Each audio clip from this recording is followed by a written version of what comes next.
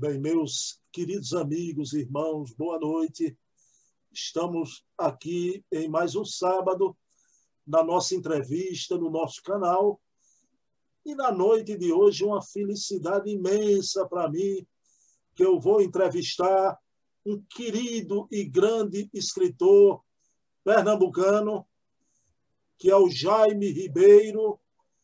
E o Jaime é também um gestor da área de educação e um estudioso da questão das mídias digitais no relacionamento humano, do impacto dessas mídias no relacionamento humano. E o Jaime também é um querido espírita, apresenta o programa Obreiros da Vida Eterna na Rede Amigo Espírita, do nosso querido José Aparecido, que nos assiste. Conversei, Jaime, com José Aparecido ontem, e ele está aqui nos assistindo. Então, eu peço a Jaime, a gente vai iniciar a reunião elevando o pensamento a Deus em forma de prece, em forma de oração, agradecendo pela oportunidade, nesse admirável mundo novo, de discutir as coisas novas com o amparo da espiritualidade, porque, é claro, é ela que nos oportuniza novos meios para divulgar a mensagem da doutrina espírita, que é a mensagem da doutrina do Cristo. Então, estamos aqui com o meu amigo Jaime Ribeiro. Pessoal, Jaime é autor dessa obra, que hoje é um clássico, não é? Empatia, é uma obra que vende nas livrarias espíritas também, não é? Então, uma aceitação, porque as pessoas empáticas serão líderes do futuro. A gente vai tratar disso também. Meu querido Jaime Ribeiro, como é que está aí na terra da garoa? Está garoando? Como é que você vai? Tudo bom, Jaime? Tudo bem, Bruno. Estou muito feliz de estar aqui, Bruno. Desde que você começou o trabalho aí, eu tenho falado bastante desse trabalho incrível que você está fazendo de serviço à doutrina espírita, levando um conteúdo incrível, um conteúdo fantástico. Tenho falado bastante do teu conteúdo porque em vários lugares que eu tenho tido a oportunidade de participar de algumas conversas, de alguns debates, eu sempre me lembro quando se fala num espiritismo que é estudado de uma forma séria, de uma forma conteudista, referenciada. Eu sempre cito o teu blog e o teu conteúdo, e eu estou muito feliz por estar aqui. São Paulo está quente, falando de São Paulo. Nossa, está muito quente, mas eu gostei que você abriu aí falando que eu sou pernambucano. Tem muita gente que não sabe que eu sou pernambucano, e uma das coisas que eu sempre peço para me apresentar onde eu vou é como pernambucano. Primeiro a pessoa pergunta o que que você faz, o que que você é. O primeiro você fala que eu sou de Recife e depois você fala as outras coisas. Não é bairrismo, é porque é tão importante a gente se conectar com a terra da gente, onde estão as nossas origens. Eu fico muito feliz. Então, meu amigo, muito obrigado. Já quero te agradecer aqui pelo convite. Eu espero que a gente tenha muito assunto para conversar hoje. Com certeza. E a homenagem a Recife, Pernambuco, não sei se você notou, meu plano de fundo aqui, o Marco Zero, para matar você de saudade, né? Já fiquei com saudade, já fiquei, vi a Caixa Econômica ali, tá linda, já olhei, já fiquei assim encantado. Eu acho que eu vou ficar bem à vontade aqui nesse bate-papo, olhando o nosso Marco Zero, né? Amigão, vê bem, Jaime. Jaime, eu queria começar, rapaz, e eu agradeço, eu acompanho as citações, eu digo brincando às vezes a uns amigos, eu digo, olha, o que Jaime fala aí é propaganda enganosa, viu? É a bondade dele, não é? Pessoal, a obra Empatia, o Jaime lançou, é um sucesso maravilhoso. Mas, Jaime, eu fiquei encantado do Paulo Henrique, você sabe da minha ligação com o Paulo, né? Tenho uma admiração imensa, e Paulo é um amigo querido. O Paulo, brilhantemente, numa live, ele faz a associação e agora parece que não foi apenas uma live, um estudo. Ele vem sempre se referindo, fazendo a associação da autonomia com a empatia. Eu queria ouvir você sobre isso. O que é que isso te causa aí, essa conexão que o Paulo faz? Bruno, verdade. Eu vi a entrevista que você fez com o Paulo Figueiredo. Foi um pouco antes de eu estar com ele no evento do CELD, da Feira do Livro Espírita, do Centro Espírita Leão Denis, no Rio de Janeiro. Ele falou e logo em seguida eu falei sobre o documento 10 Tendências para o Futuro do Espiritismo. E ele falou novamente na empatia. Eu fiquei muito feliz, porque, de fato, Bruno, a empatia e a autonomia se encaixam perfeitamente. Você vê, quando você escolhe novos hábitos, quando você é capaz de distinguir o bem do mal, olha, isso é autonomia. Isso é um movimento de autonomia. A proposta de escolha de novos hábitos por meio da sua vontade.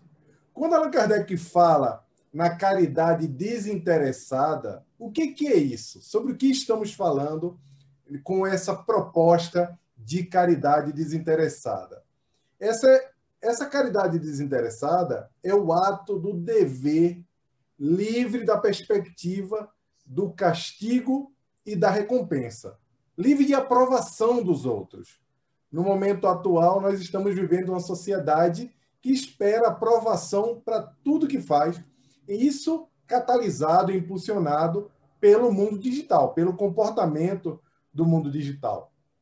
Eu falo sobre isso, Bruno, no livro Empatia, que tem muita atividade, em especial no movimento espírita, mas a gente vê também outros movimentos de ONGs e etc. A gente vê muita gente convidar as pessoas para participar de uma tarefa falando assim: venha conosco visitar esse hospital, venha fazer esse trabalho aqui com os idosos. Quando você sai de lá, quando você termina o trabalho, você sai energizado, você para de reclamar da vida. E aí, eu falo sobre isso no livro, fazendo uma associação de fazer o bem com tomar uma lata de energético. Como se fazer o bem fosse tomar uma latinha de energético para turbinar o espírito da gente, para encarar nossas provas e expiações, sabe? Você vai lá, faz essa caridade e aí você se sente mais forte para lidar com suas provas e expiações. E onde é que está a autonomia em fazer o bem esperando essa recompensa? Essa recompensa de que após você fazer uma ação voluntária, um trabalho no bem, você vai sair mais reconfortado, você vai sair maior, você vai sair parando de reclamar a sua vida, porque você viu o problema ou a miséria do outro.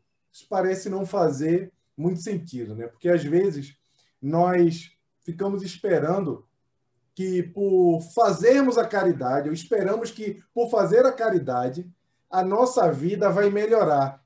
Acontece muito das pessoas dizerem: olha, eu faço tanto bem, eu faço tanta campanha, por que eu estou sofrendo? Aí você para pensar na moral heterônoma aí. Porque você acredita que o fato de você estar fazendo bem, o fato de você ser uma pessoa boa, te habilita uma recompensa divina por ter ajudado o outro. O que é isso? Isso é heteronomia. Então, nós não devemos fazer o bem, voltando à história da caridade desinteressada, porque nos tornamos capazes de nos tornarmos pessoas melhores por isso, nos sentirmos pessoas melhores.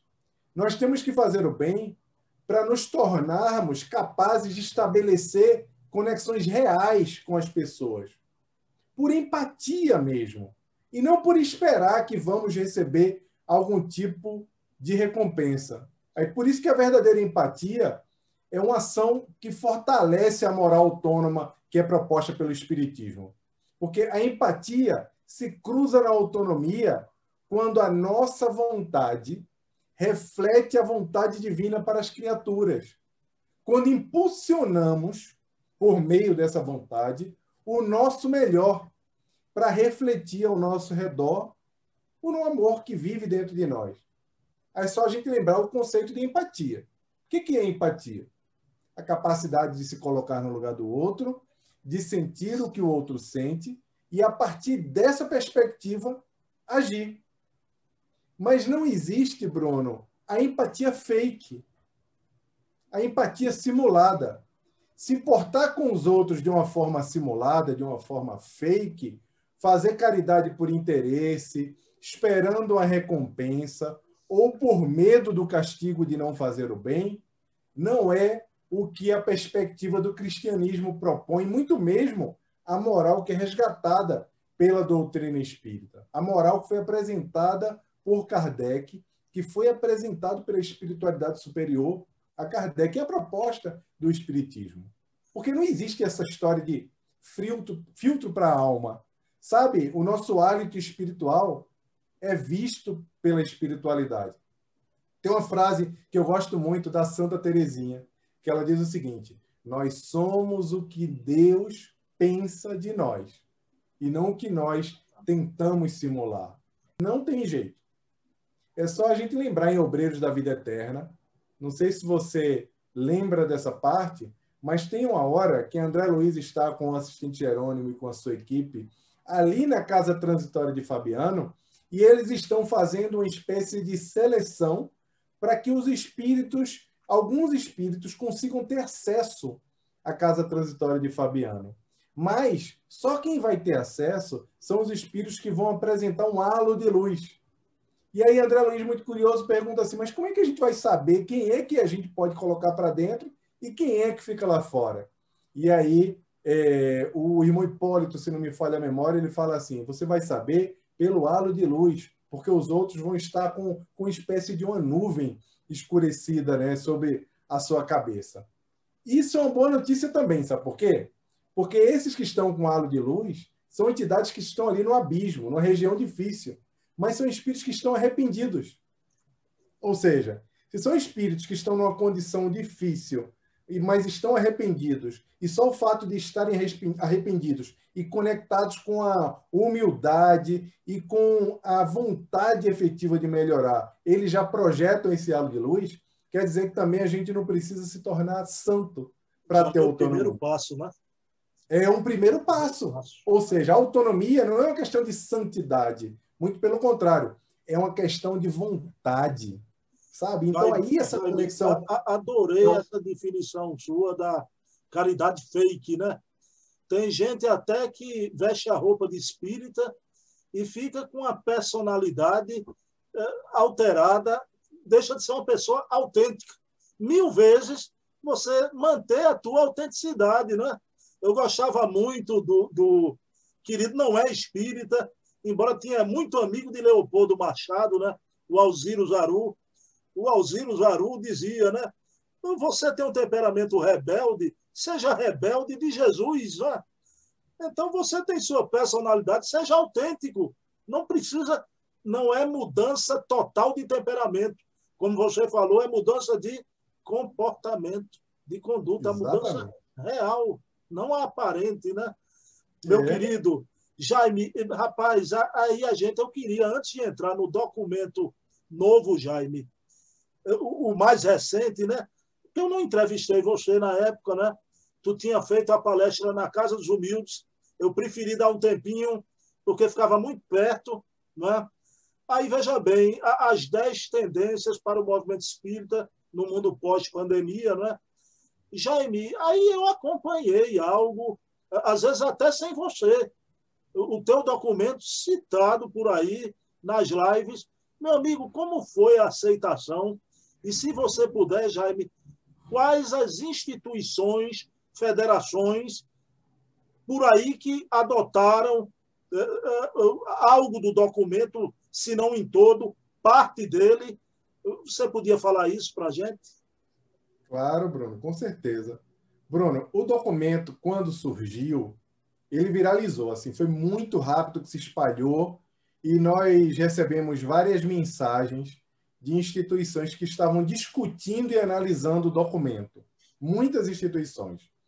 A instituição que deu um feedback mais rápido foi a Federação do Espírito Santo, na figura lá do seu presidente, do Fabiano, e ele já tinha divulgado um texto meu, que inclusive você publicou no blog também, que era o futuro do estudo do espiritismo na era digital. O estudo do espiritismo na era digital, se não me falha a memória. Tem um bom tempo isso, talvez em 2018. Meu amigo, aquele seu primeiro texto, para mim, é antológico.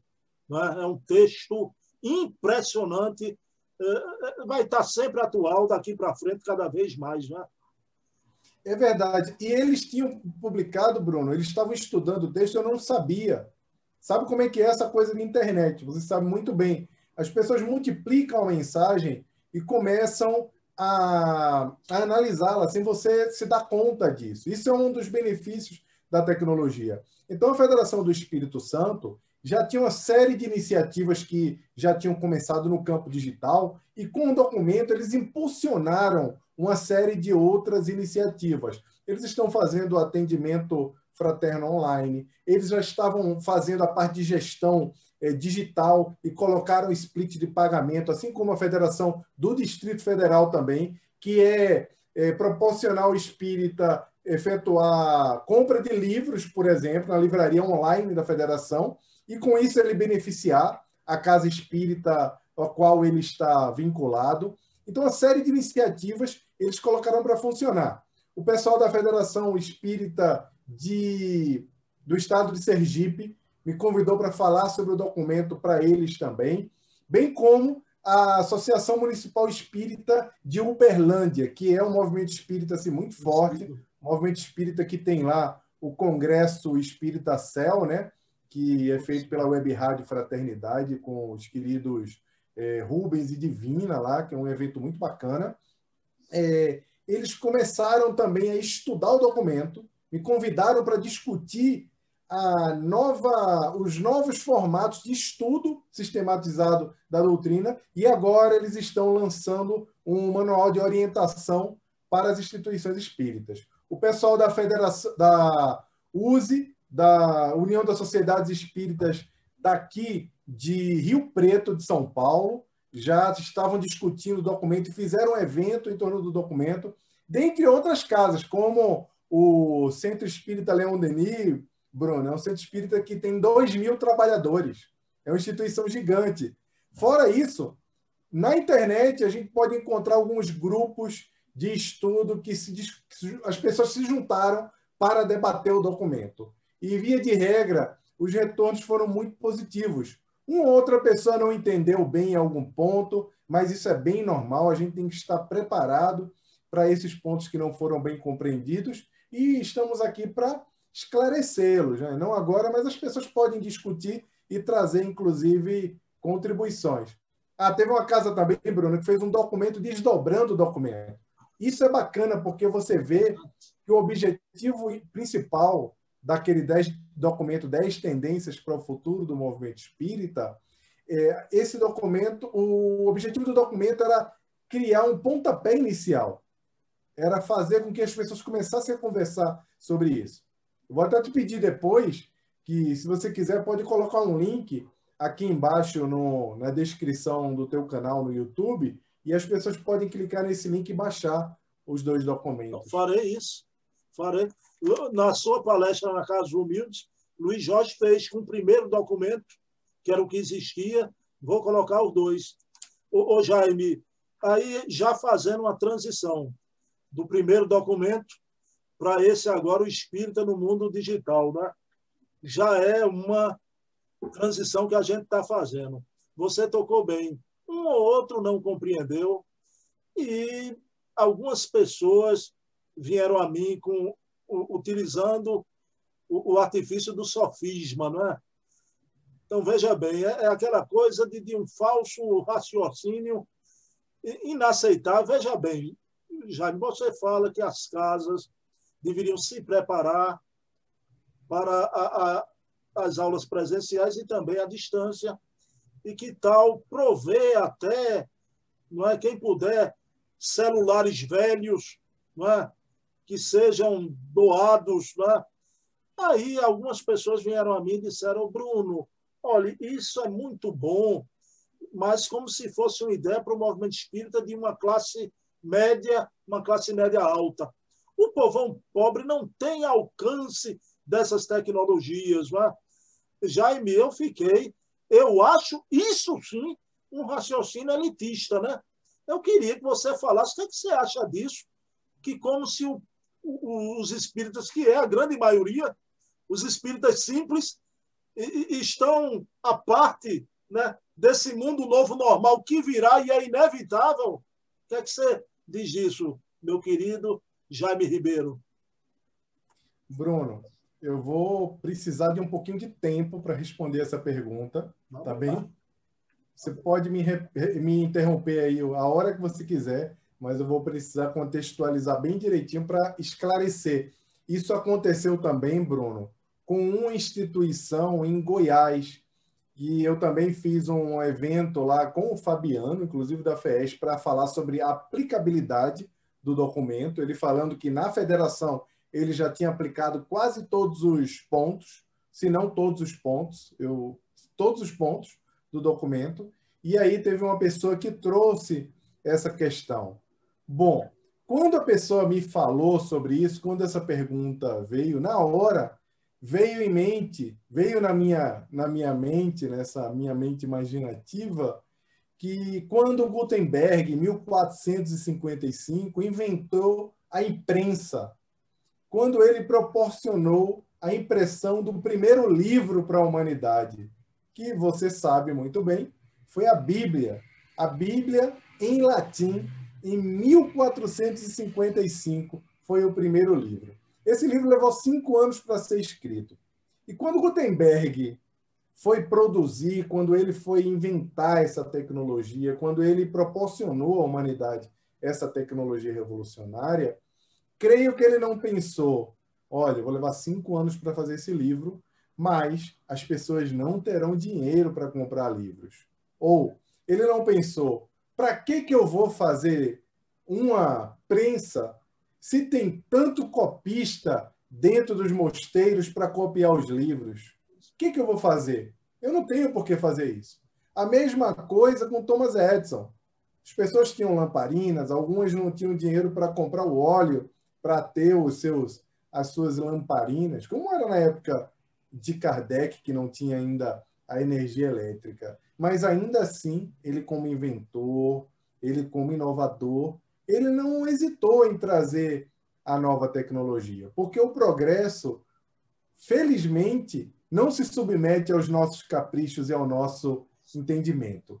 E o curioso na época de Gutenberg, Bruno, é que os copistas, as pessoas que trabalhavam copiando livros, tiveram a resistência incrível à chegada da prensa.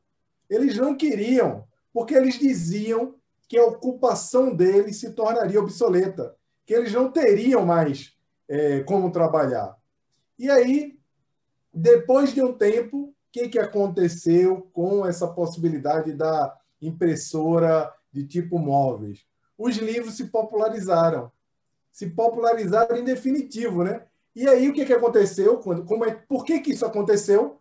Porque os custos foram reduzidos, porque foi mais fácil se produzir livros em escalas como nunca tinha sido produzido, porque os copistas faziam tudo de uma forma bem bacana, já era feito no papel, né?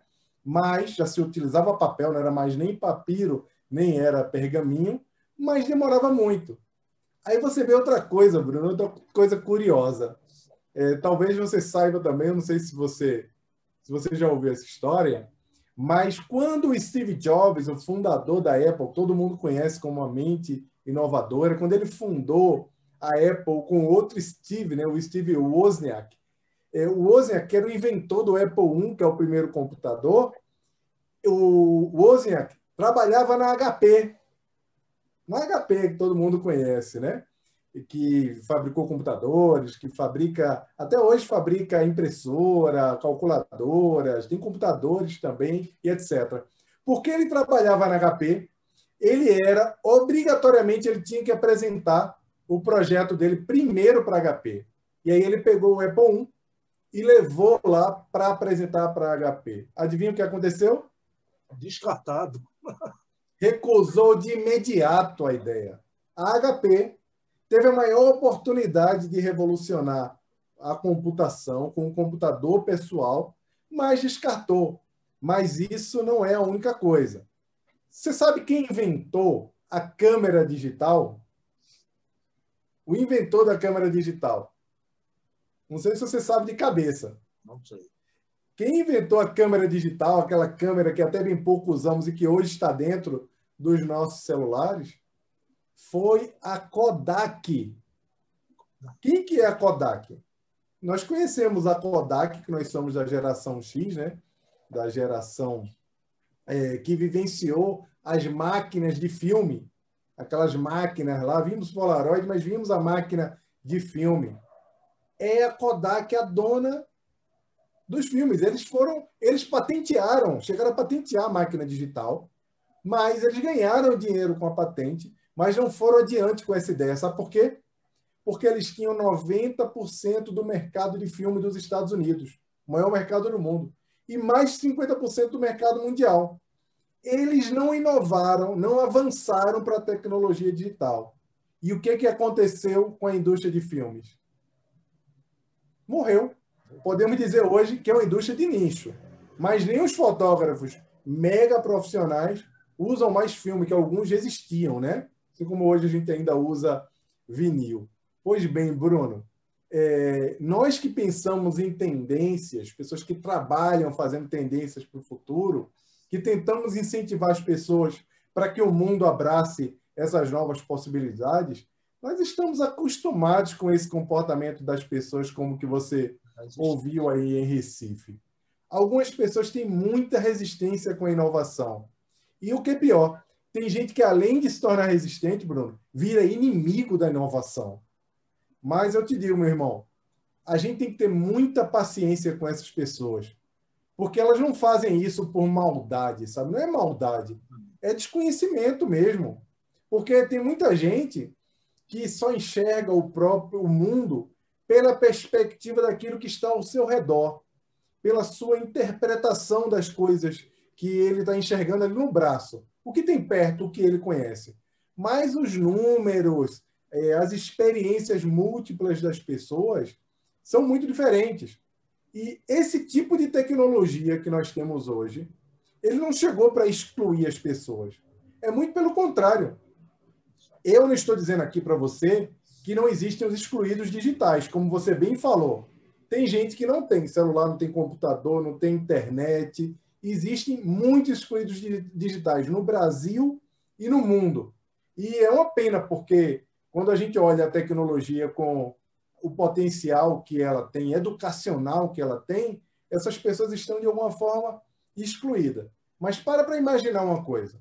Uma criança hoje de 13 anos, como eu falo lá naquele primeiro texto que nós citamos sobre o estudo do espiritismo na era digital, com Wi-Fi ou com 3G, ou pegando o Wi-Fi de uma cafeteria, de uma escola ou de um vizinho, tem mais acesso a informações, tem mais acesso a conteúdo sobre o mundo inteiro, conteúdo digital, do que um professor universitário tinha na época da gente, na época que a gente estava na faculdade, anos 80, anos 90.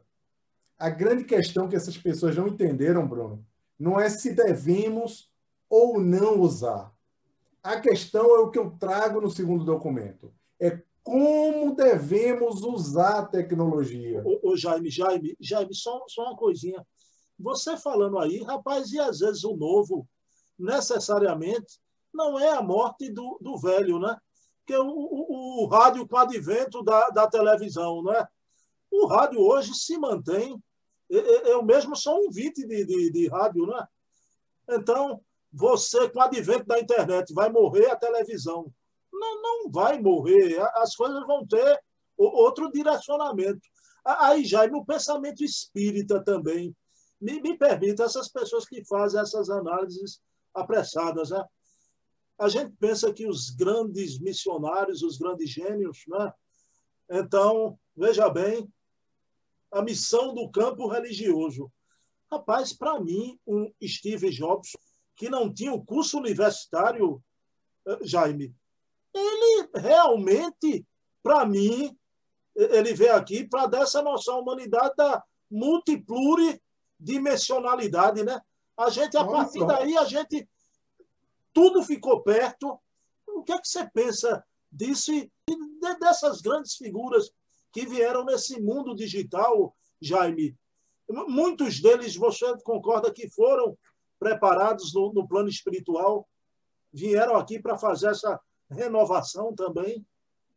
Bruno, Kardec, na Gênese, ele fala sobre esses novos espíritos que estavam chegando na Terra para fazer uma mudança, para fazer uma transformação no planeta.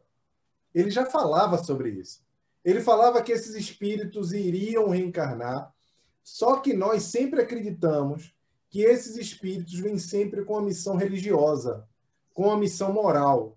Muitas vezes, esse movimento é primeiro o movimento do campo do conhecimento. Lembra lá de Emmanuel, do Pensamento e Vida? Quando ele diz que são duas asas que levam o espírito humano até Deus. Uma das asas é a sabedoria e a outra é o amor. Só que a sabedoria, para ser desenvolvida, ela é precedida pelo conhecimento, segundo Emmanuel.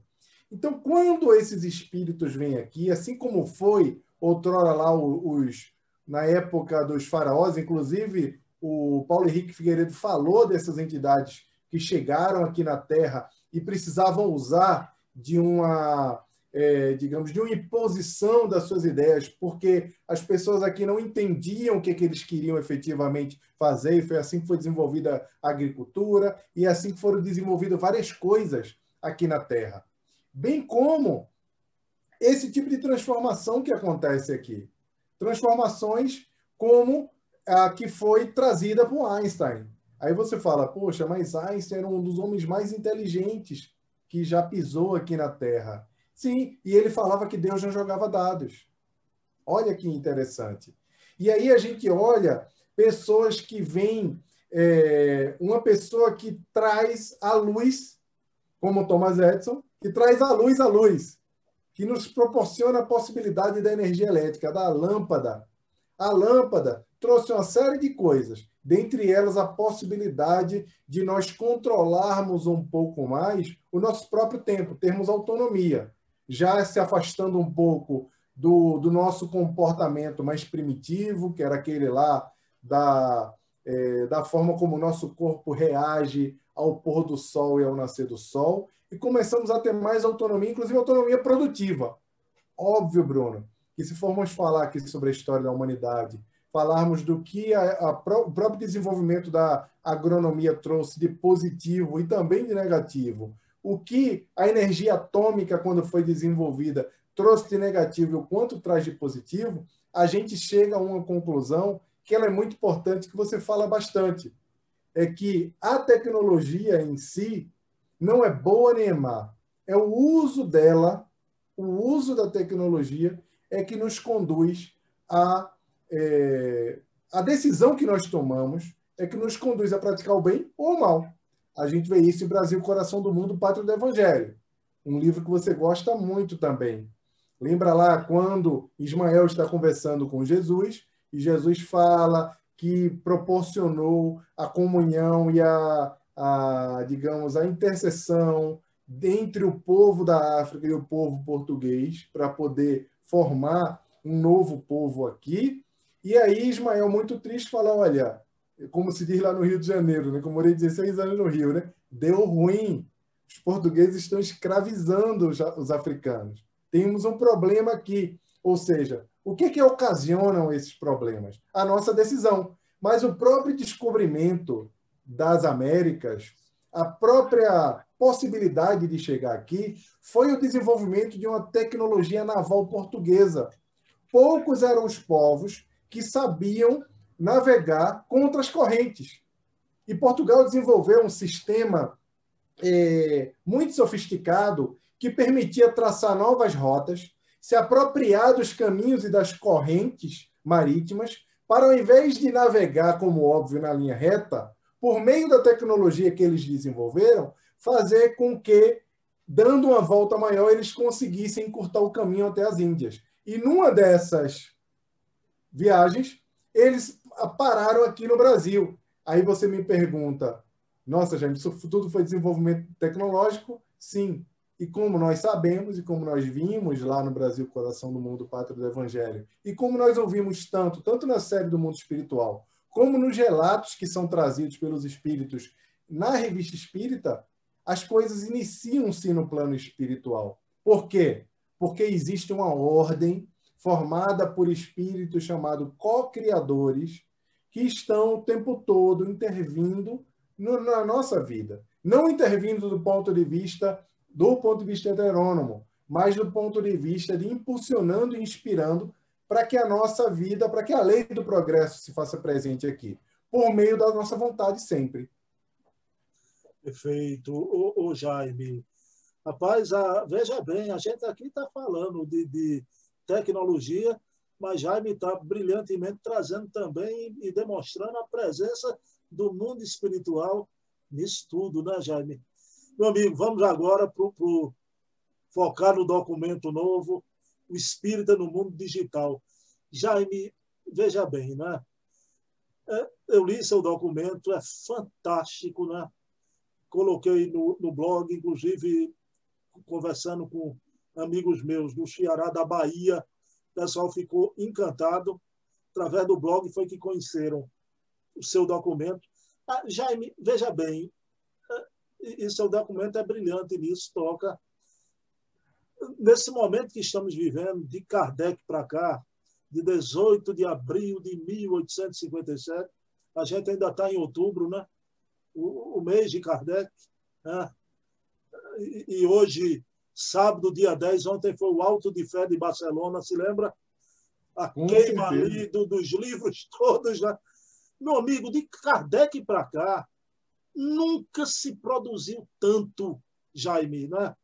Doutrinariamente, e o conteúdo espírita em profusão, em profusão. Meu amigo, como será o comportamento dos espíritas ante esse novo normal, que eu não gosto do termo particularmente, o problema é meu, Nem eu. nem tu, né? Mas é esse mundo pós-pandemia, né? Como será o comportamento dos espíritas, Jaime Ribeiro? E daqui a pouco eu vou entrar para as preocupações mais pontuais, né? O que é que você acha nesse admirável mundo novo, com tanto conteúdo sendo divulgado a mancheias, como dizia Bilac lá atrás, já? Meu amigo, e os espíritas aí, ante esse momento da divulgação em massa? A gente corre o risco do espiritismo crescer em superfície e perder em profundidade. Bruno, gostei muito dessa sua frase. O espiritismo crescer em superfície e perder em profundidade. E esse é o meu maior medo, Bruno. O meu maior medo, eu falei isso em uma outra entrevista outro dia, é que o pensamento de Kardec seja diluído por tanto conteúdo que não tem qualidade doutrinária. E quando eu digo pensamento de Kardec diluído, não é o pensamento do próprio codificador. É a possibilidade de levarmos mensagens consistentes por meio da tecnologia, por meio da ocupação desses canais digitais, e que nós, muitas vezes, não estamos fazendo. Nós não estamos assumindo o nosso papel. Muitas vezes não estamos assumindo o nosso papel. O que aconteceu é que, com a pandemia, várias instituições espíritas, bem como espíritas que não usavam tanto as plataformas digitais, fizeram a sua iniciação no campo digital. Muita gente usava o WhatsApp, às vezes usava o Facebook, mas não assistia nada. O Facebook era mais para compartilhar, para ler alguma coisa, para interagir com o familiar, mas usar a tecnologia de uma forma assim mais sistemática, como está sendo usado agora, logo depois da pandemia, que começou a ser usado logo depois da pandemia, isso não acontecia. E aí, o que trouxe esse movimento? Esse movimento trouxe milhões de espíritas, e não espíritas, mas vamos falar aqui especificamente dos espíritas, para dentro do ambiente digital, para consumir essa quantidade de conteúdo doutrinário que você está falando que foi produzido, e você tem toda a razão, eu falo isso no documento, que nunca foi produzido tanto conteúdo doutrinário como nos últimos 6 meses. Por quê?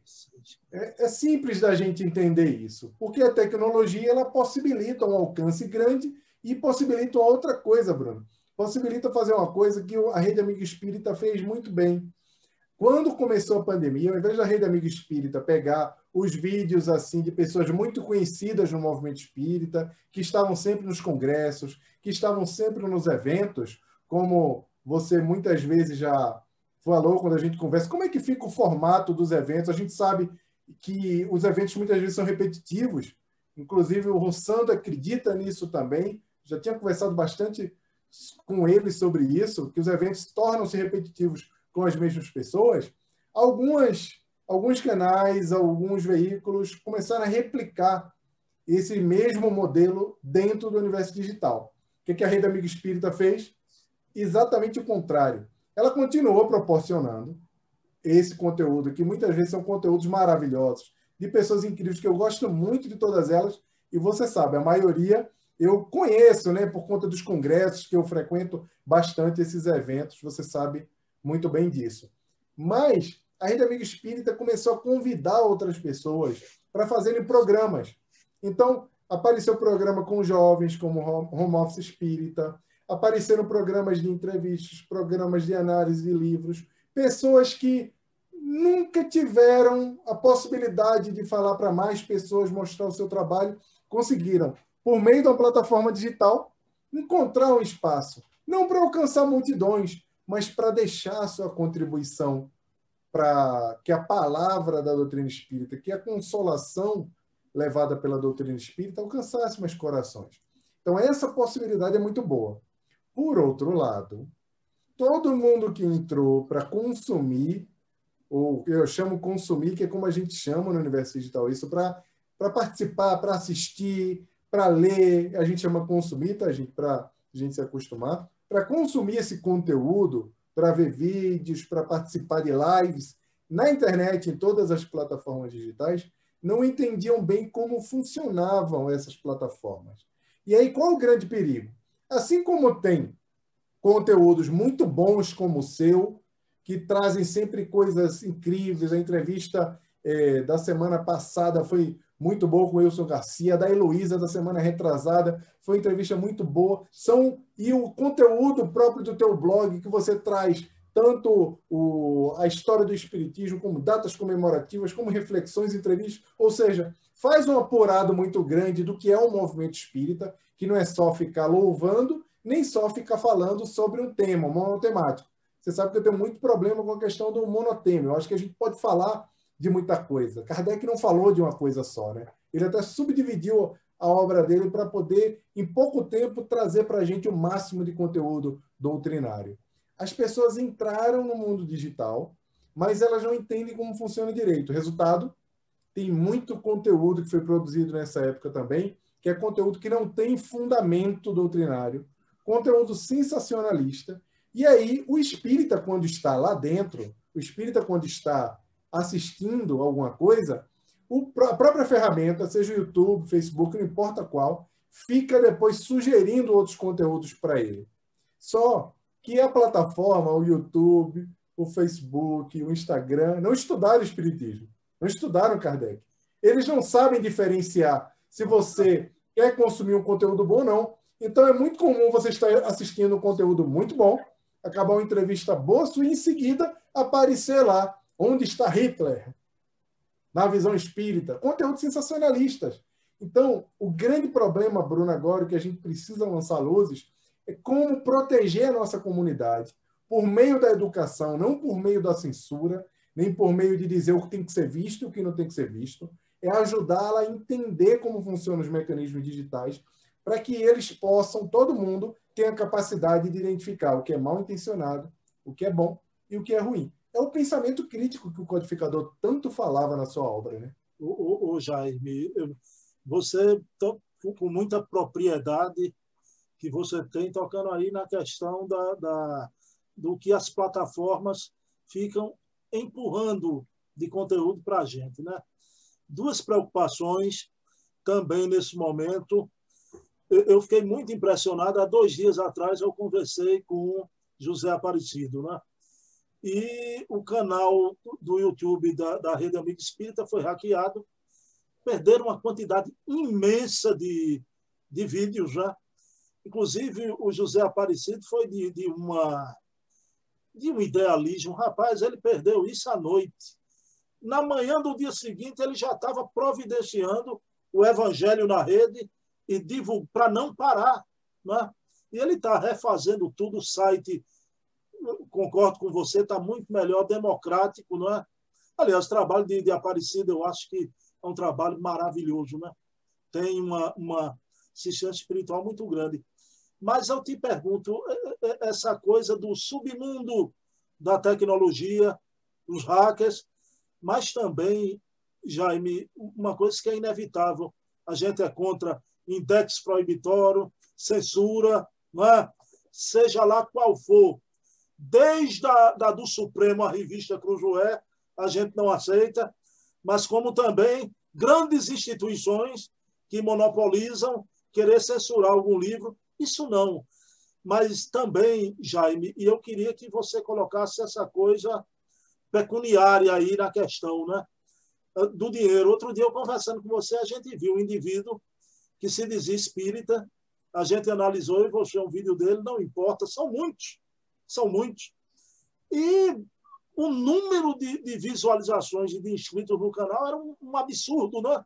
E você levantou a questão de indivíduos que estão ali demonstrando palestras dos outros, mas tem um ganho ali, tem uma especulação em cima do conteúdo espírita. Fale um pouquinho disso, com tua propriedade para a gente. Tá, Bruno. É verdade. Tem alguns perfis que multiplicam palestras de palestrantes conhecidos, e são perfis pessoais de pessoas que são remuneradas por visualização. Pouca gente sabe, Bruno, mas alguns canais são remunerados pelo YouTube por views, por visualizações. Cada vez que você assiste um canal, um desses canais, você está contribuindo para esse tipo de assunto. Qual que é o problema com isso? O problema não é quando você produz o seu conteúdo, é um conteúdo seu, é um conteúdo profissional, você vive disso e etc. O problema é quando você usa o conteúdo que é do outro, como é o caso de alguns canais, você usa o conteúdo do outro para remunerar o canal e você vive dessa remuneração e se beneficia financeiramente dela. Eu falo, inclusive, no documento sobre isso. Eu digo que a internet virou um grande shopping center e é preciso ter muito cuidado e saber diferenciar o que é um conteúdo pago do que não é um conteúdo não pago. Por exemplo, é possível que você esteja assistindo aqui essa entrevista, essa conversa, e antes de ter entrado esse momento, ter aparecido alguma propaganda de alguma coisa. Olha, é muito comum, isso não é um problema no mundo digital. O mundo digital é isso. O YouTube, assim como as redes de televisão, a sistemática é a mesma. Isso não é um problema. O problema é quando as pessoas começam a taguear, que é colocar palavras-chave espíritas em alguns vídeos para poder mostrar o patrocínio para um espírita. Vou dar um exemplo. Eu assisto bastante entrevistas, eu assisto bastante a Rede Amigo Espírita, eu assisto bastante os vídeos do Rossandro Klinger, do Divaldo e tantas outras pessoas, do Haroldo, de todo mundo. Eu assisto bastante.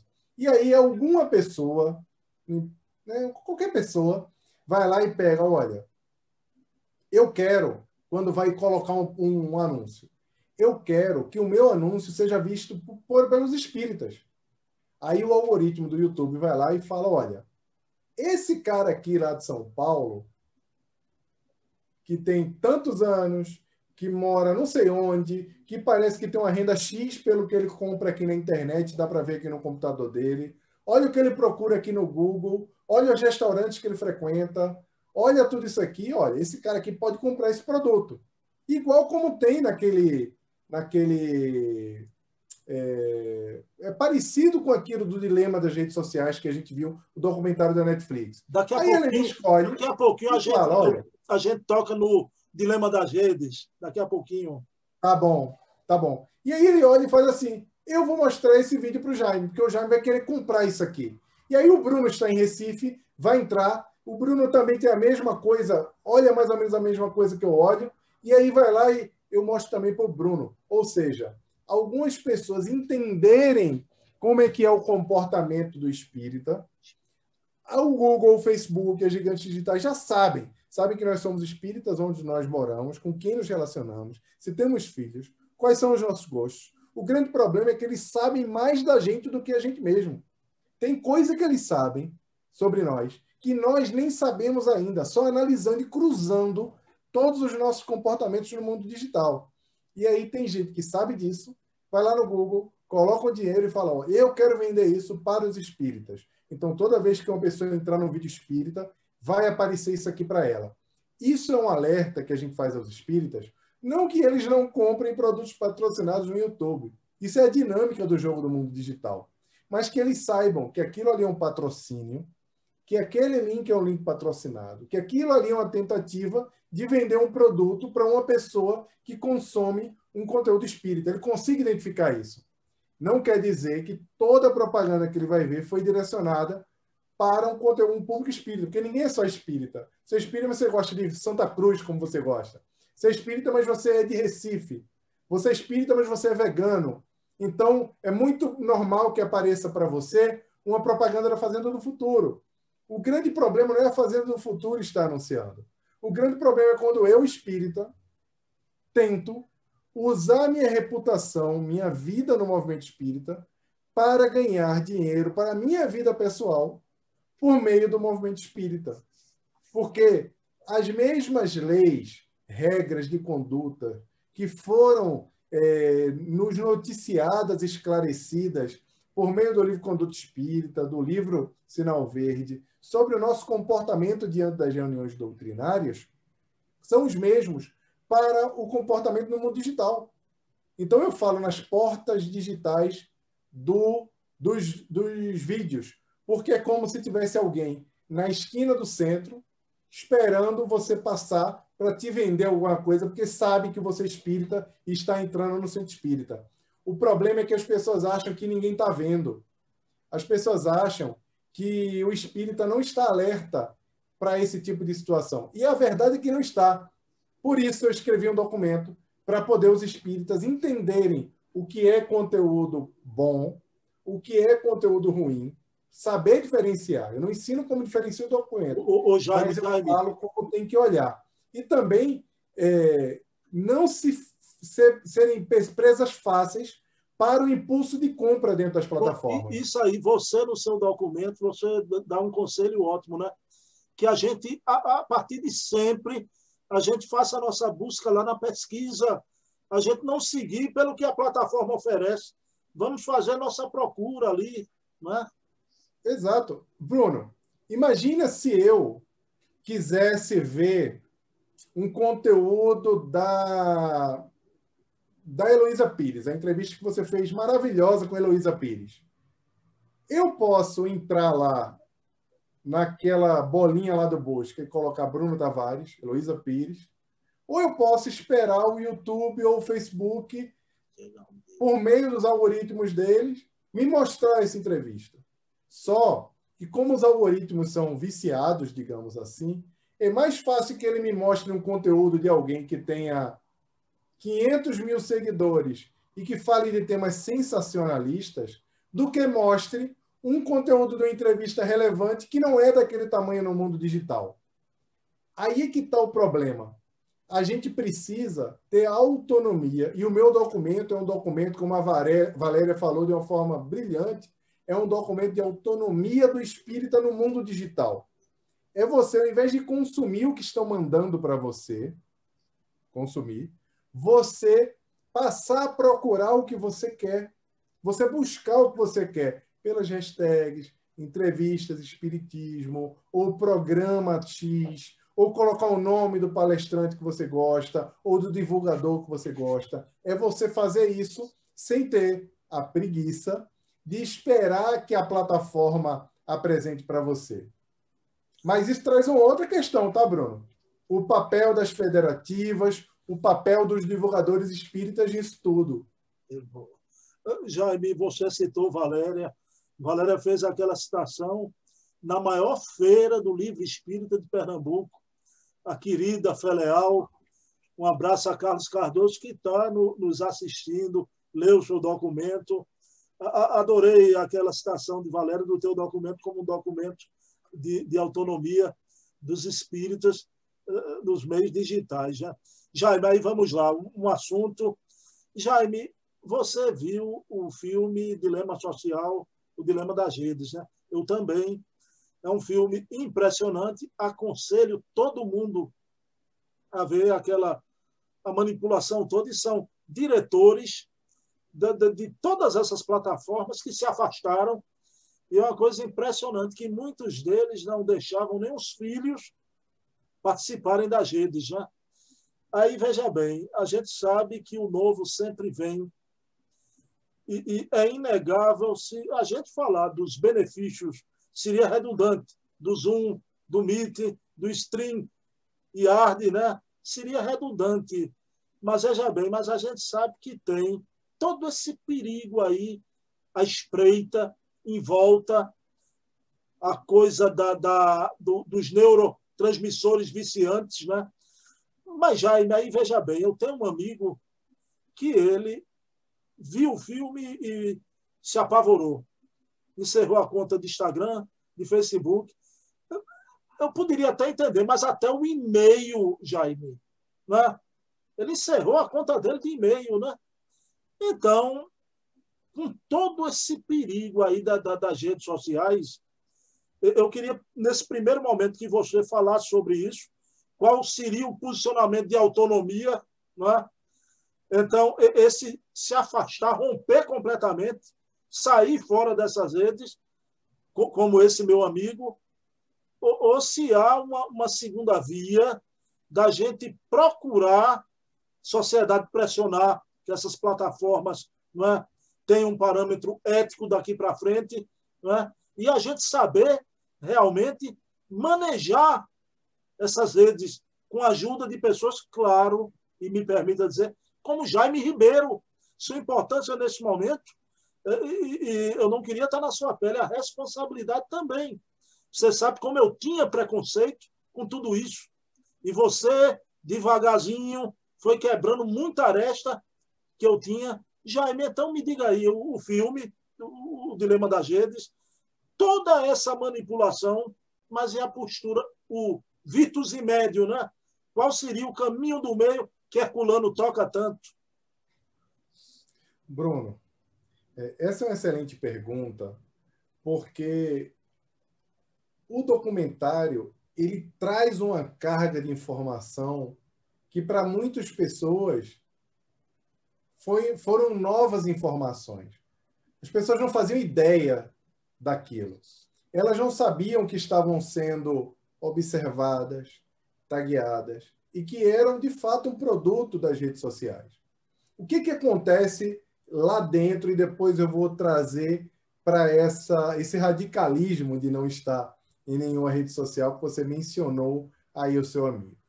Toda vez que você não está pagando por um produto, você é o produto. Esse é o primeiro ponto. O Facebook e o Google não gostam dessa frase.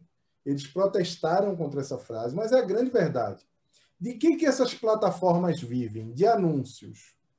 Essas plataformas foram construídas inicialmente, inclusive eu falo isso no documento, por inspiração mesmo, inspiração do plano espiritual, e isso a gente volta para aquela primeira pergunta, para nos conectar de uma forma diferente da que nós éramos conectados até então.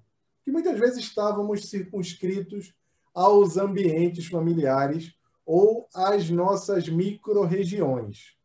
Era bem por aí. E muito esporadicamente nós tínhamos contatos com algumas pessoas por causa das viagens ou telefone, etc. Mas era muito pouco.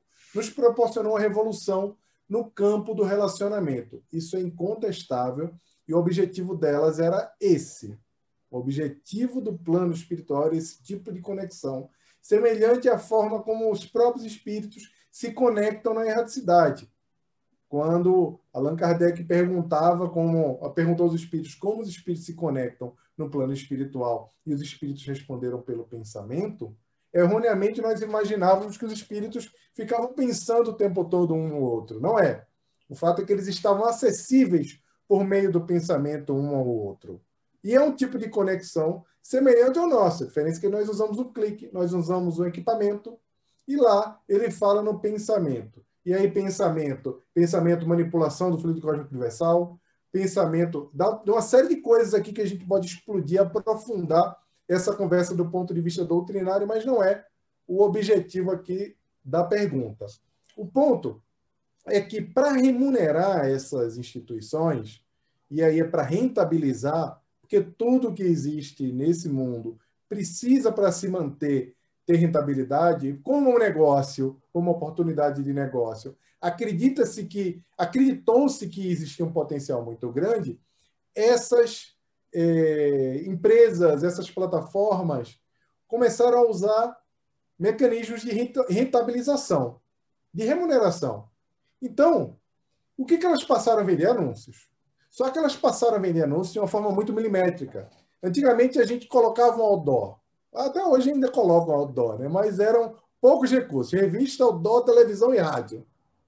Então, aqui, numa revista ou numa televisão, eu pagava milhões para aparecer numa televisão e todo mundo ia ver aquele comercial que estivesse conectado, em especial se tivesse muita audiência naquele momento, mas nem todo mundo era interessado. Ou na rádio, eu colocava ali o meu evento, eu colocava o meu produto ali na rádio, e todo mundo ia ouvir aquela propaganda, ia lembrar da minha marca, mas poderia não comprar. Aqui é diferente. No mundo digital, ele olha lá e faz aquilo que eu mencionei agora há pouco. Ele olha e fala, peraí, espíritas com mais de 30 anos, que moram em São Paulo e Recife, que torcem para o esporte ou para o Santa Cruz, que gostam bastante de comida natural, ou vegana, ou que gostam de comidas, não gostam de comidas processadas, ou que não gostam também de rock, e aí vai lá e faz tudo isso e chega em nós. A chance de oferecer um produto para a gente e esse produto ser comprado, ser importante para a gente é muito alta. Então isso revolucionou a forma como se vende produto. Isso foi o que a internet fez, por isso que virou um grande shopping center. E aí, como é que as gigantes digitais ganham mais dinheiro?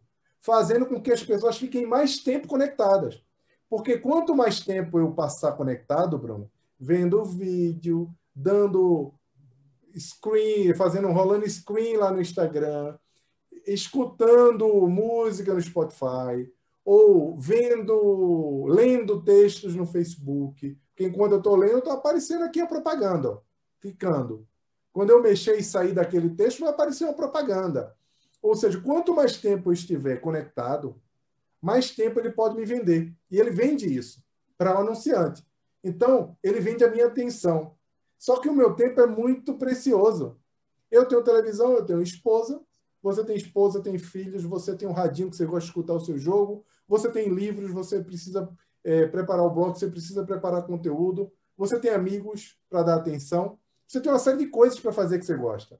Mas eles querem que você fique mais tempo conectado. Como é que a gente faz uma pessoa ficar mais tempo fazendo uma coisa? Viciando essa pessoa. Então, por meio de mecanismos muito semelhantes ao que se usa em jogos de azar, eles desenvolveram algumas ferramentas, algumas formas de fazer com que nós, quando estamos usando isso aqui, nós estamos participando de alguma mecanismo de recompensa. Aí uma hora eu olho lá, tem uma curtida na minha foto. Quando eu faço assim, entram 5. Quando eu faço assim, entram 6. E aí alguém responde, eu respondo também. Se você fica 5 dias sem entrar no Facebook, ele te manda um e-mail. Olha o que você está perdendo. Estamos sentindo falta de você. Teve uma vez que eu até brinquei. Tinha tanto tempo que eu morava no Rio sozinho, e eu fiquei um tempo sem entrar na rede social, e eu acho que era o Facebook, e ele mandou um e-mail para mim. Aí eu falei, nossa, eu estou tão carente que eu até gostei desse e-mail do Facebook, dizendo, volta que estamos com saudade. Eu brinquei, sabe? O ponto é que existe realmente esse tipo de coisa. Mas onde é que está aí o X da questão que você me perguntou? O problema não é você sair de tudo porque você não consegue, porque você fica com medo disso. O problema é quando a tecnologia domina você e não você domina a tecnologia. O ponto é, se é viciante e eu não tenho domínio, é melhor que eu saia, porque eu não consigo me dominar. Eu acho radical a pessoa sair de todas as redes, inclusive cancelar o e-mail. Porque, posso te acrescentar uma coisa, Jaime? claro, para os titios, os tiozões da internet, né? Você sabe, é inegável, o Jaime, esse trabalho de pesquisa hoje, rapaz, todo esse documento original, inédito, que eles conseguem e preparam, eles jogam de forma inédita na rede social. Então, veja bem, isso tem um valor muito grande. Eu não preciso dizer esse, você conhece o José Aparecido, faz isso há muito tempo, né? E aí, esses são grandes divulgadores, né? Aí vamos aqui para o seu amigo aqui da sua terrinha. Jaime, por causa de rede social, foi que eu consegui entrar em contato com Charles Kemp, né? Com Paulo Henrique Figueiredo, através da mamãe lá atrás. A mamãe dele, no Facebook, me apresentou o Paulo Henrique, né? Então, a Heloísa Pires, então esse pessoal todo, né?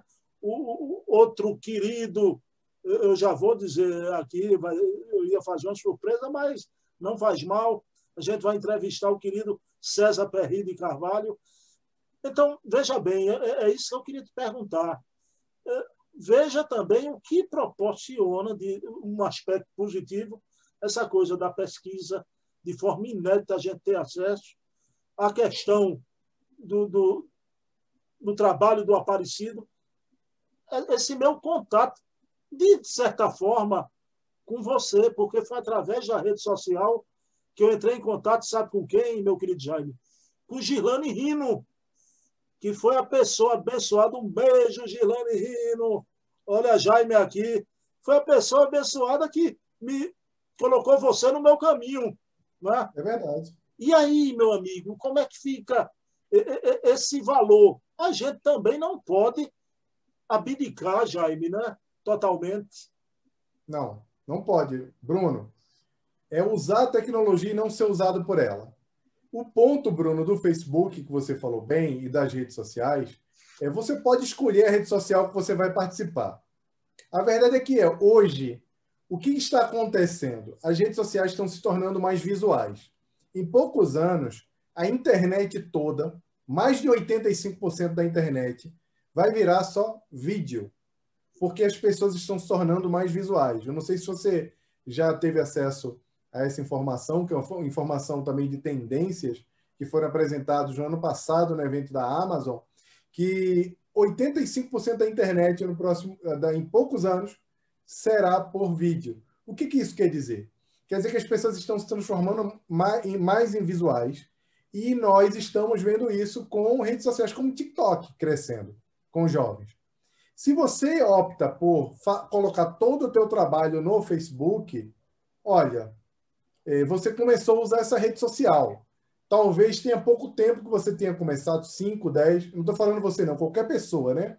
5, 10 anos, mas o Facebook era a rede social preferencial de mais de 75% das pessoas e hoje já está em menos de 50%. Isso quer dizer que todo o seu trabalho maravilhoso, bacana, conteudista, o trabalho do César Perry, do Paulo Henrique, de toda essa turma que você falou, se está lá dentro do Facebook e está todo ancorado dentro do Facebook, pode estar cumprindo um propósito agora. Mas esses trabalhos, bem como os trabalhos que foram feitos por Allan Kardec, não podem ser trabalhos temporais. Eles precisam ser atemporais. E para ser atemporais, eles precisam ter a dinâmica do mundo digital, que é também migrar entre as plataformas. Vou dar um exemplo, tá, Bruno? Não está lá no Facebook, as marcas continuam no Facebook. O Facebook tem o seu papel ainda. O problema é quando você tem um conteúdo como Cartas de Kardec, ou um conteúdo gigante como o da Simone Privato, que está lá no YouTube, eu fico perguntando se ela tem todos esses vídeos ou se eles estão só lá no YouTube. Se ela tem um backup desses vídeos. Porque talvez esses vídeos devessem estar numa página, que é uma página dela mesmo, um site ou uma página, um portal focado só na adulteração da Gênese, que ia ajudar bastante uma pessoa quando colocasse lá no Google adulteração da Gênese, iam ver os vídeos, mas iam ver também que tem uma página especializada sobre isso, uma página chancelada, porque a pessoa pode botar adulteração da Gênese, Bruno, e cair num conteúdo ruim também. Entende? Só basta esse conteúdo ruim ser um conteúdo que foi mais acessado do que o conteúdo da Simone Privato. Isso não é difícil. Basta colocar dinheiro, basta ser sensacionalista. O ponto é que nós precisamos, em especial os estudiosos, eu deixo um recado aí para essa turma toda que faz um trabalho de pesquisa incrível do Espiritismo, comecem a estudar outras plataformas. Tem uma plataforma chamada Medium, que é como um Medium nosso. Essa plataforma é uma plataforma de conteúdo escrito. É a maior plataforma de blog do mundo. Conteúdo escrito. Tem os maiores escritores, as maiores empresas, os maiores pensadores, museus, instituições estão nessa plataforma. Então, não deixa de ser também uma espécie de rede social. Não deixa de ser uma plataforma digital. Mas talvez seja o melhor lugar para ter um conteúdo escrito, que fique permanente. O conteúdo de vídeo. É importante que todo mundo tenha o seu próprio backup, porque quando você sobe lá no YouTube e acontece o que aconteceu com o Aparecido, ele podia ter perdido todos os vídeos dele. Então tem que encontrar onde está o seu público. Tem muita gente no Facebook, porque o seu público é de pessoas mais velhas? Sim.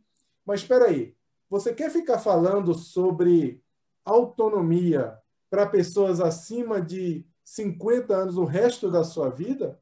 Ou você quer ensinar autonomia para as pessoas mais jovens, para que se garanta que o pensamento da heteronomia não assombre mais o movimento espírita brasileiro? Eu acho que é importante fazer os dois. Então, essa turma mais velha, que são, você chama dos tiozões, né? Você chama, essa turma que usa Facebook, Jaime. Essa turma que tem um tempo que está lá ancorada no Facebook, precisa aplicar uma coisa que é muito importante que vem sendo falado no mundo, que se chama o lifelong learning. No meu podcast, eu tenho um episódio só sobre isso. O lifelong learning fala que nós vamos precisar estudar para o resto de nossas vidas. O Bruno Tavares, que agora virou youtuber, está aqui fazendo tanto trabalho no YouTube, daqui a 3 anos vai precisar aprender uma outra coisa. E depois, daqui a 3 anos, vai precisar aprender outra coisa. E que bom que o Bruno Tavares se proporciona, ele se dá ao... Como é que chama? Ele se proporciona a possibilidade de se inovar, de mudar, de melhorar, de aprender uma coisa nova. Porque quando nós deixamos de aprender, aí sim é que nós desistimos da nossa vida autônoma. Mais uma vez eu vou usar essa palavra, porque quando a gente desiste de transformar a nossa vida por meio do conhecimento, nós estamos também entrando numa inércia que não é uma inércia proposta nem por Allan Kardec, muito menos por Emmanuel, quando ele traz aquele livrinho chamado Pensamento e Vida, de uma forma brilhante, que é a vontade que rege a nossa mente. Então é importante estar nessas plataformas, mas procurar outros formatos, Bruno, porque não pode ficar refém do Facebook e do Google, porque, de fato, essas plataformas estão interessadas apenas em vender anúncios e no nosso tempo. E nós não estamos aqui para brincadeira. Nós estamos para difundir a doutrina espírita e preparar uma renovação social, segundo Allan Kardec falou, que seria o propósito do espiritismo na sua 5ª fase. É importante lembrar da Revista Espírita de agosto de 1863, quando Allan Kardec dizia que o espiritismo entraria na fase da renovação social. E nós aqui agora temos um grande papel de construir essa fase de transição, né? Saindo do excesso da religiosidade, continuando com o nosso coração no Cristo, vivendo a nossa conexão com o divino, mas nos preparando para entrar numa era de entendimento do homem integral. meu querido amigo Jaime Ribeiro. Jaime, você me lembrei de um pensamento de Chico Xavier. Essa coisa da migração, quando chega um determinado momento, é bom você migrar. O Chico dizia, principalmente numa época que a gente vive de idolatria, Jaime, muita idolatria. O Chico dizia, né? Ponha o seu amor em vários navios, porque se um navio naufragar, o amor não naufraga, não é? Eu me lembrei disso. E, Bruno, isso traz uma outra coisa. Eu queria só fazer mais uma parte nisso. É que isso traz uma grande responsabilidade, Bruno, porque as pessoas não estão só em uma plataforma. As pessoas estão ocupando todas as plataformas. E se você é divulgador da doutrina espírita, se você é uma pessoa que se preocupa em fazer com que a mensagem da Boa Nova vá mais longe, e tem gente, Bruno, que por preguiça fala que o espiritismo não tem a pretensão de fazer proselitismo, como se divulgar o espiritismo fosse fazer proselitismo. O que estamos fazendo é dando a oportunidade às pessoas a conhecerem a mensagem da doutrina espírita. Proselitismo é quando você tenta mudar a crença da pessoa. Esse não é o objetivo. Mas isso nos leva a uma reflexão muito importante para os comunicadores, para as grandes instituições e, em especial, Bruno, para as federativas. Porque se nós não produzirmos conteúdo bom, se nós não ocuparmos todas as plataformas nas quais as pessoas estão ocupando, se nós não estivermos lá com bom conteúdo, relevante, interessante, outras pessoas vão ocupar. E que outras pessoas vão ocupar? Quem são essas outras pessoas que vão ocupar? Nós não sabemos. Pode ser que sejam pessoas muito bem intencionadas, com bom conteúdo doutrinário, porque esse conteúdo doutrinário maravilhoso, fundamentado, interessante, não está só na mão das grandes instituições, das federativas e dos comunicadores. Nós sabemos que qualquer pessoa pode produzir um bom conteúdo. Nós sabemos muito bem disso. A internet nos proporcionou essa revolução, que é uma revolução que fala na horizontalização da divulgação, do poder, como é que chama? Quando você tem relevância. Enfim, dessa propagação, dessa horizontalização do protagonismo, perdão, essa era a palavra, do protagonismo da divulgação da doutrina. Por que isso é importante, Bruno? Todo mundo produzir conteúdo, todo mundo está antenado com o que está acontecendo no mundo digital. Eles estão lá sendo ocupados. Isso eu já falei. Só, Bruno, que quando você olha dentro do universo digital, tanto no Facebook como no YouTube, em outras plataformas, você vê muito conteúdo doutrinário, digamos, completamente desconectado com o fundamento da doutrina espírita. E eu não estou falando aqui, Bruno, nem de desvios históricos que a gente viu. Eu estou falando aqui de coisas sensacionalistas. Então, como é que a gente vai competir? E aí você fala, Jaime, eu não quero competir. Não. Não estamos falando em competição porque você quer competir. É porque nós temos a obrigação de colocar a luz, não colocar a luz embaixo do alqueire. Nós precisamos disponibilizar um bom conteúdo para que as pessoas possam estudar a doutrina espírita. E aí, Bruno, tem uma coisa que aconteceu na história que lembra muito esse momento que nós estamos vivendo. Quando houve a revolução da imprensa, aí eu vou resgatar de novo lá o Gutenberg, por volta do século XV, do século XVI, foi a revolução da imprensa no mundo. Os livros mais vendidos, os best-sellers, não eram os livros do Copérnico, do Galileu Galilei. Esses não eram os livros mais vendidos quando as publicações de livro se popularizaram. O que fazia sucesso naquela época, o que conectava as pessoas, o que fazia as pessoas comprarem livros, o que era relevante para as pessoas daquela época, eram os livros do tipo faça você mesmo. Faça você mesmo, compre isso aqui para fazer você mesmo. E sabe qual foi um dos maiores best-sellers da época. Sabe qual foi o livro? Um dos livros que mais venderam nessa ocasião? O nome do livro era Maleus Maleficarum, o Martelo das Bruxas. E o que era esse livro? Esse livro foi lançado em 1487 e ele ensinava como você mesmo poderia identificar, caçar e matar bruxas. Esse foi um livro até que foi encomendado por um bispo, mas quando chegou, após a encomenda, ele foi rejeitado pela igreja, ele nunca foi aceito pela igreja. Mas quer saber de uma coisa? Mesmo não aceito pela igreja, não recomendado, as pessoas continuaram comprando e continuaram acreditando naquilo que o livro falava. As pessoas continuaram caçando as chamadas bruxas, muitas delas médiuns, como nós sabemos. E nós temos muita sorte hoje, como civilização, por causa desse nível de informação que nós temos. Por conta das redes sociais, das mídias sociais também. Porque, por causa delas também, algumas coisas como essas não acontecem mais. Você lembra lá ao longo da Peste Negra o que aconteceu?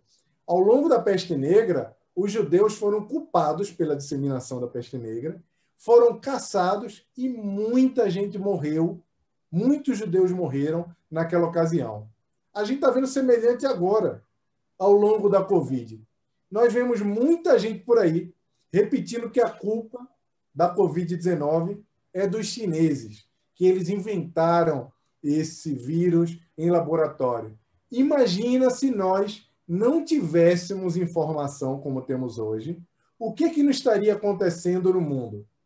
Por isso que é tão importante nós produzirmos conteúdo bom, porque por isso que é tão importante as instituições, as federativas e os espíritas em geral se ocuparem de, em algum nível, não importa em que nível, ocupar esses espaços digitais, não sair deles também, dominá-los e não ser dominados por eles, para poder propagar a mensagem consoladora da doutrina. Porque é uma questão de bom senso, Bruno. Pelo nosso trabalho de divulgador da doutrina espírita, é nossa obrigação produzir alguma coisa. É só olhar como o YouTube e o Facebook já está hoje, né?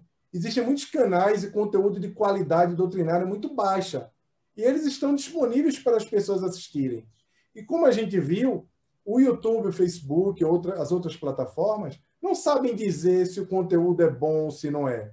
Então, talvez, depois dessa entrevista, de qualquer outro conteúdo, vai aparecer um vídeo com crendices, com sensacionalismo, como aquele lá. Teve um vídeo aí que eu vi outro dia que é por que Gugu morreu na visão espiritual? Se quiser, se fosse preocupado com a morte do Gugu, entendeu? E essas fórmulas que vêm sendo vendidas, que são completamente distantes dos fundamentos que a doutrina espírita apresenta. Agora pensa aqui comigo.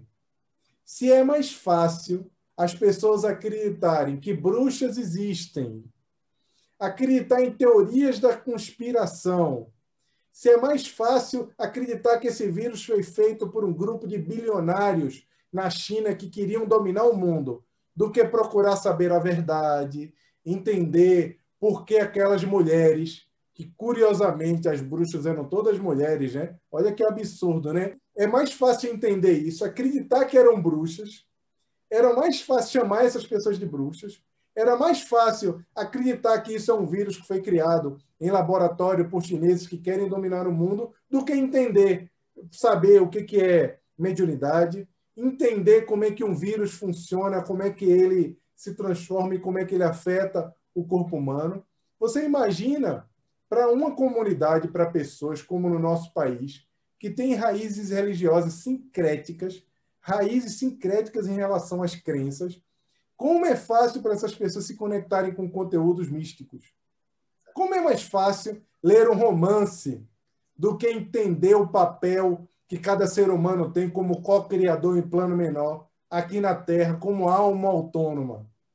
Esse é o problema. Ou a gente coloca conteúdo bom lá dentro, inteligente, útil, para popular, para preencher esse ambiente digital, ou ele vai ser ocupado por esses conteúdos sensacionalistas. E aí, meu amigo, para o povo vai ser muito fácil escolher o conteúdo que vai assistir, porque ele vai ser replicado pelas redes sociais. Ele vai ser sugerido pelos algoritmos das redes sociais. E, muito provavelmente, esses conteúdos sensacionalistas, esses conteúdos de teorias das conspirações, que inclusive tem teoria da conspiração espírita, vão ter uma velocidade muito maior. Agora é uma decisão nossa. O que temos que fazer agora? O que a gente pode fazer agora? Isso depende da nossa vontade, depende do padrão da nossa vontade, como diz Emmanuel, no caminho, verdade e vida. É preciso que a gente reflita sobre isso. Meu amigo Jaime Ribeiro, a gente está se aproximando do fim da nossa reunião. A coisa da dipomina do filme, Jaime, não é?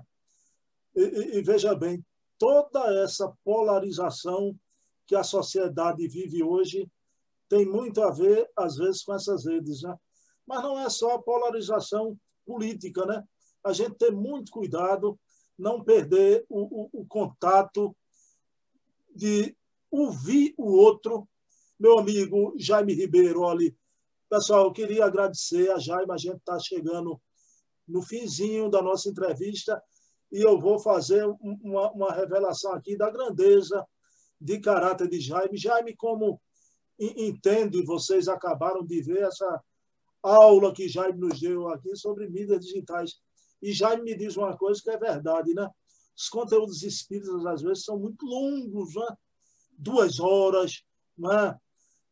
Outro dia, até eu e meu amigo Luiz Jorge, a gente ficou, você viu, rapaz, eu não deu para eu ver, porque é 2 horas. A gente vê um dia, 2 dias depois, vê em partes, já os conteúdos. E Jaime me disse isso, mas Jaime, sabe, eu tenho feito as entrevistas, Jaime, com essa humildade que lhe é peculiar, o Jaime disse, eu estava durante a semana preocupado, né?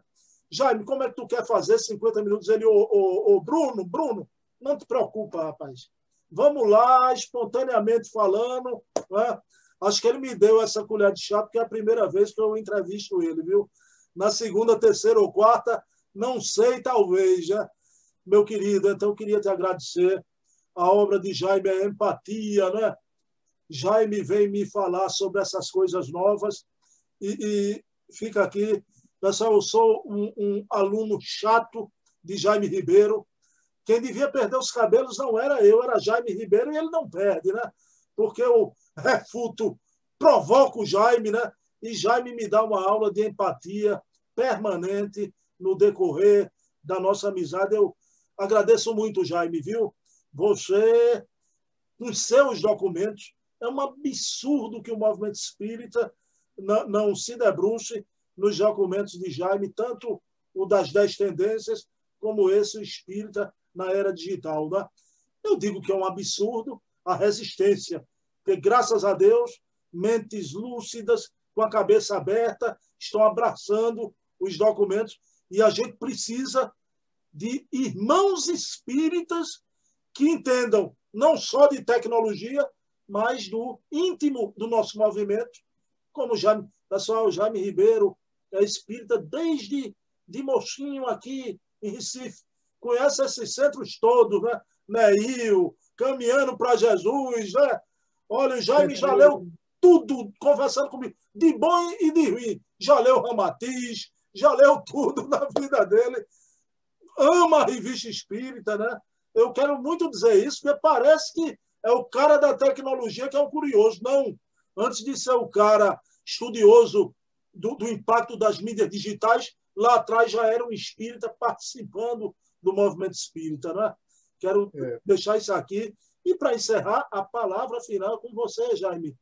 Suas palavras finais para os nossos amigos aqui que estão bebendo dessa aula do tecnicista Jaime Ribeiro. Gente, Bruno, eu só tenho a te agradecer. Foi um bate-papo muito bacana. Você sabe o quanto eu gosto do teu trabalho. Você falou que é aluno, é o contrário. Eu que aprendo muito contigo. Gosto quando recebo teu conteúdo. Em especial, chega à noite, no momento que eu estou ali já recolhido. Às vezes eu levo o celular para o quarto, às vezes eu não levo. Mas quando eu levo, já estou deitado, eu dou uma lidinha. Teve uma vez que eu lembro bem, você falou assim, já você não leu, não. Aí eu comecei a te contar todo o blog. Aí eu falei, Bruno, nunca mais diz que eu fala que eu não leio o negócio que você me mandou, que eu leio tudo que você manda, que eu leio muito rápido, né? Eu tenho uma capacidade de leitura, não é que eu leio rápido e não pego, pelo contrário. O próprio estudo do Obreiro da Vida Eterna mostra que é um estudo detalhado que eu faço lá na Rede Amigo Espírita, eu gosto de estudo detalhado, mas eu leio muito rápido, dinâmico também, em especial informação. E aí eu lembro que eu brinquei uma vez com o Bruno, eu digo, Bruno, você nem leu ainda, eu comecei a contar tudo para ele que ele tinha escrito lá, ele ficou meio surpreso, né? Mas eu aprendo muito com o teu trabalho, Bruno, você sabe a admiração, a importância, não é admiração, eu reconheço a importância do teu trabalho para o movimento e no que depender sempre de mim, eu vou continuar falando, divulgando e trazendo as luzes, né? Trazendo, dando mais alcance, mais do que o que você já tem bastante a esse trabalho, que é um trabalho muito importante para que outras pessoas se inspirem e copiem o seu trabalho. Eu te falei isso. De fato, eu sou apaixonado pela Revista Espírita. Comecei aí no Missionários da Luz, no Pina, passei pelo Centelha de Jesus, passei pelo Bezerra de Menezes em Olinda, já visitei muitas instituições aí em Recife, o Lar de Jesus, a Casa dos Humildes, a Casa dos Espíritos. Eu já passei em muitos lugares por aí, mas tem muito tempo que eu não estou em Recife, mas o carinho continua o mesmo. Então, o que eu queria pedir, Bruno, não é nem fazer palavras finais, eu queria pedir, em especial para essa turma toda, que é a tua audiência, que acompanha o teu trabalho, que é uma turma que estuda, que pesquisa, o Luiz Jorge, que fez aquele trabalho lindo do Livro dos Espíritos, que infelizmente eu deixei em Recife com a minha mãe, eu vou pegar agora no final do ano, que eu estou precisando consultar aquele livro, eu estou precisando fazer umas consultas àquele livro, eu estou ansioso para pegá-lo, para lê-lo novamente, que eu li naquela época, que mais uma vez achei engraçado, você leu, Jaime? Eu falei, li, está todo marcado aqui, não sei se você lembra disso, parabenizo. Você leu no hospital acompanhando tua mãe doente. Tu estava lendo ali de madrugada, não é? Exatamente, eu li o livro, adorei. Minha mãe estava doente, eu estava no hospital com ela, eu aproveitei para devorar, para ver o pensamento daquele trabalho incrível que o Luiz fez. O que eu queria pedir aos pesquisadores, aos estudiosos da doutrina, é que se conectem com as pessoas mais jovens. Eu não estou dizendo que eles não se conectam com as pessoas mais jovens. Eu estou pedindo para eles deixarem legado. Eu sei que o Paulo Henrique vem fazendo isso com a turma da TV Mundo Maior, com a Juventude Maior.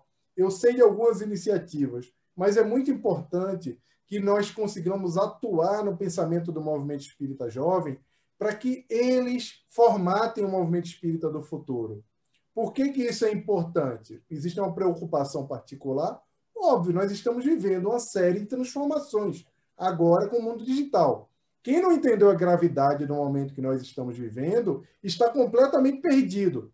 Quem está dizendo que não, e aquela casa espírita, que não tem acesso, tá bom, então ao invés de falar isso, no outro dia já vai para a rua para fazer uma campanha de arrecadação, já leva uma proposta para a federativa para fazer uma campanha de inclusão digital, já começa a fazer alguma coisa para ajudar todo mundo.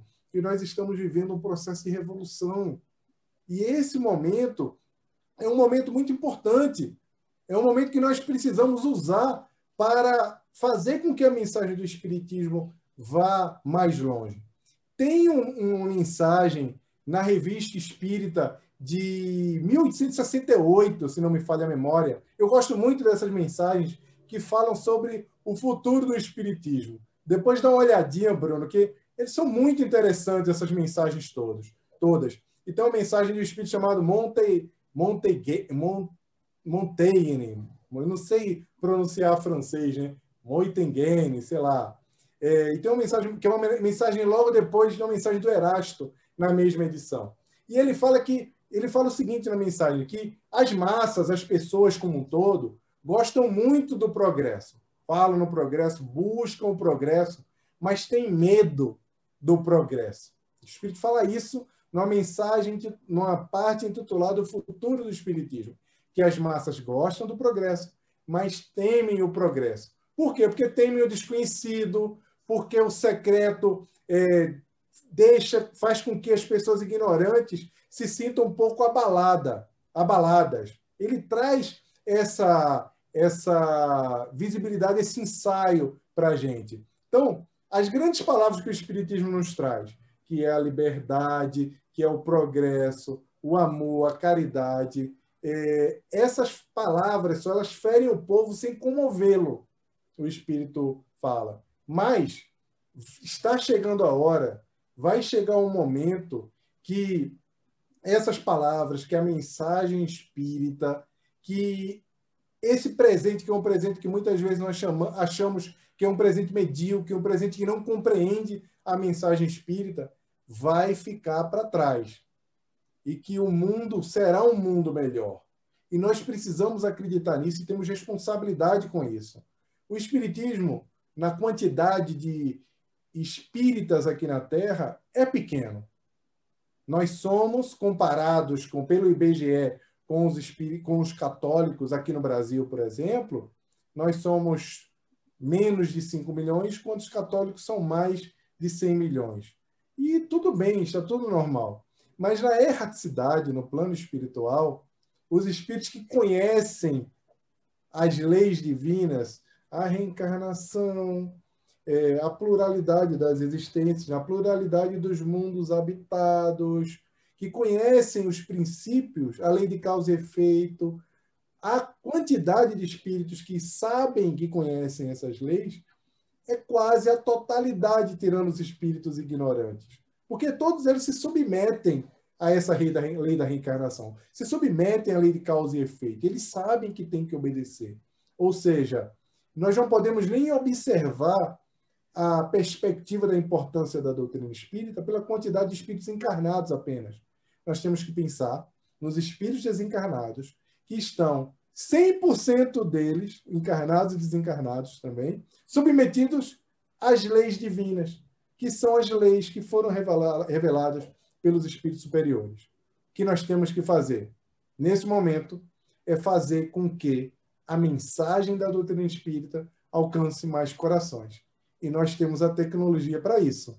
Fora disso, o resto, Bruno, é preguiça. É ficar pegado ao passado, é diminuir a barreira, o padrão da vontade ser muito limitado.